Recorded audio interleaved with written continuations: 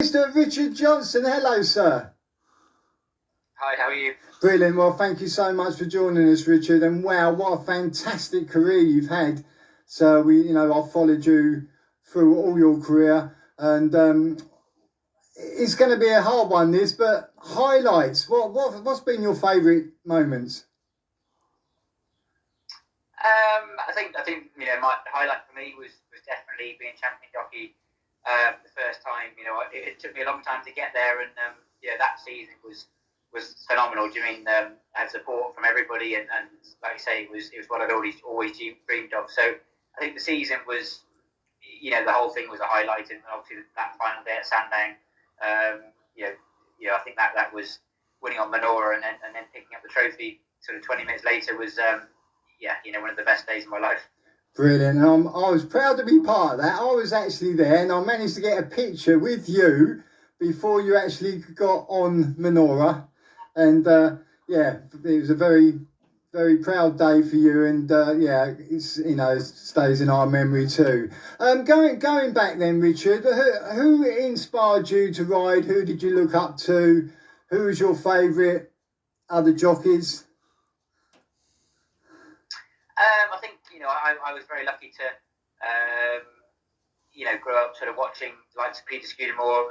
He was a Herefordshire lad as well, so he was a local lad as well. So obviously there was those sort of connections with him, and then obviously sort of once he sort of I suppose stopped. Probably started watching Richard Dunwoody a lot. He was someone that I obviously would have loved to have been able to ride like him. I thought he was one of the best ever that. One of the best ever jockeys, really. So I think, Richard Dunwoody was probably, when I first started riding, was the person I was trying to look like. Brilliant. We've been so lucky. Richard's been on our show twice. We've had Peter Scudamore on, and another chap that you'll know well, Graham Bradley, joined us from France, and he thinks a hell of a lot of you, pal. Are you with us? Are we frozen? Are you still there, Richard? Hello? No way. Hello, can you hear me, Richard? I can hear you now, yeah. Brilliant. Yeah, just saying, Graham Bradley thinks a lot of you. We had him on the show, and you had an interview with, was it Luke, the jockey? When did you decide you was going to retire, Richard? What was the moment?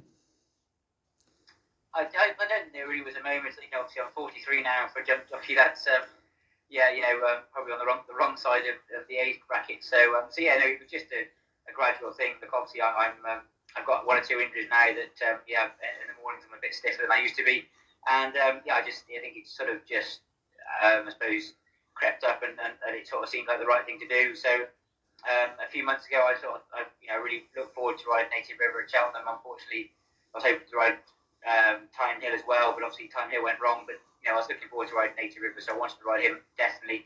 And then I thought if he won, I'd finish.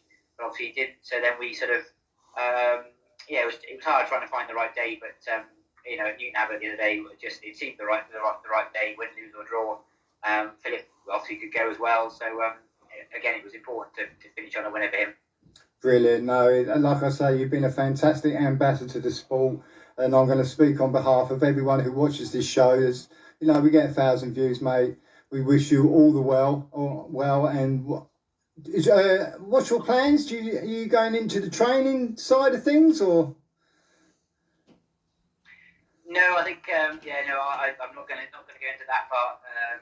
I think I've been breeding horses for about 8 or 10 years now as well. So we'll hopefully grow that a little bit, but obviously I'll have to do a bit of work on the family farm as well. So brilliant. To earn my keep now. Look, it's going to be a different, different lifestyle. But again, at the same time, my wife and 3 children, they've given up a lot for me over the years. So I think it's time I was at home a little bit more, and also, I love racing and love the racing industry, and I'll always be involved. And hopefully I'll still get to go racing, a fair bit as well. Brilliant. And Manora is very special to you, and you've actually got him at home with you. Yeah, he's at home here with us. The Waitley's very kindly, gave it to us when his racing days had finished, and I ride him with the children, and the children ride him as well. And he's just he's obviously a fantastic racehorse, but he's just a lovely horse to have around. We've got Looks Like Trouble as well. He's still out in the field. He's 29, so he's wow. So yeah, we've got a couple of family pets along with ponies, along with the breeding horses as well. So there's plenty going on. Brilliant. Well, you was champion jockey for 4 years, mate, but you was bridesmaid to a certain AP McCoy for 16 years. Is that sour grapes, or you're just privileged to be bridesmaid, but you've rather been champion jockey? I know you. Obviously, I'd have loved to be champion jockey those times as well, but it wasn't his fault. It was just I wasn't riding enough winners. So, we had we're good friends now, and obviously when we were riding, we always got on really well. Sat next to each other most days, and it's just one of those things. I think hopefully we had lots of good sort of tussles on the track and lots of fun off it. So it's one of those things. There's always going to be someone that perhaps is pushing the whoever's the top of your sport on, and hopefully I was doing that. But hopefully we were good competition for each other. Oh, that's brilliant, and we've been lucky to have AP on as well. So we've had some superstars on, and a lot of people revolve around the Grand National. Have you rode in it 21 times and finished second twice was your best? What's your favourite memory from the Grand National? I haven't got many, to be fair. I could say it was one of those. Jimmy had two fantastic rides in it. What's Up Boys, I thought I was going to win until the last 50 yards when Bindery came in and just got the better of us, which that was obviously very sort of frustrating because within reason, when I got to the elbow, I thought I'd win. And then at Bold Star King, he's an absolute star as well, and he he ran the race of his life really, and he gave everything. And I thought jumping the last, I had to worry about AP on my right.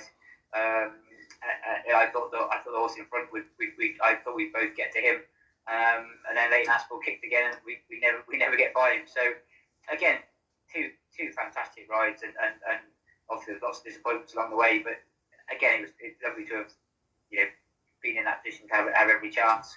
Unfortunately, we didn't manage to win it, but again, it's one of those races. It's only once every year, and it did all right for me. Right, let's finish off on a good note then. Your favourite ever win, was it a Gold Cup, Cheltenham Gold Cup? What's your favourite ever ride and win? Oh God, it'd be very hard to push it down to one because I've been so fortunate to ride so many nice horses over the years.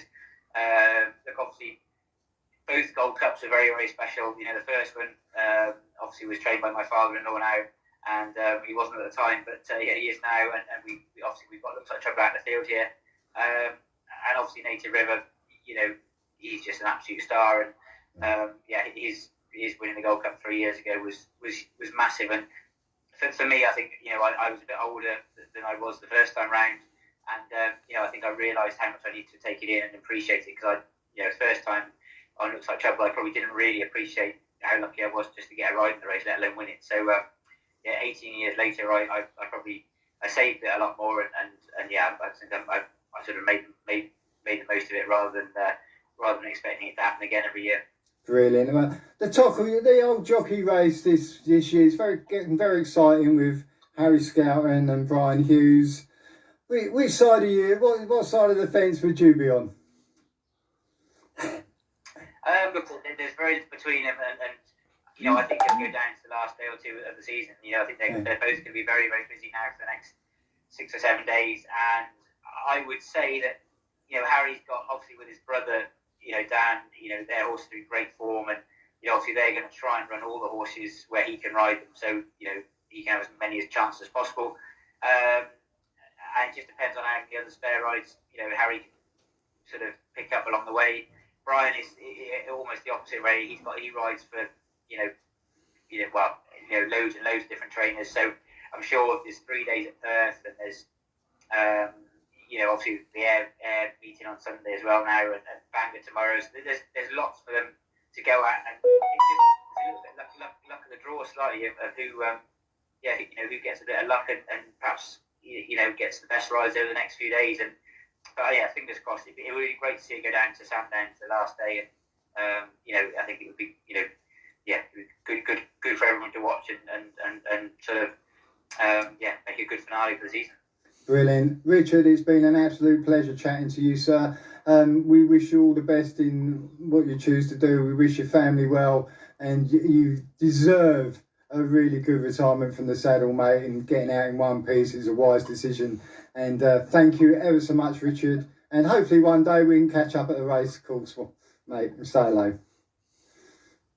Lovely. Thank you very much. All right then, Richard. Thank you. Bye-bye now. Thanks. Bye-bye.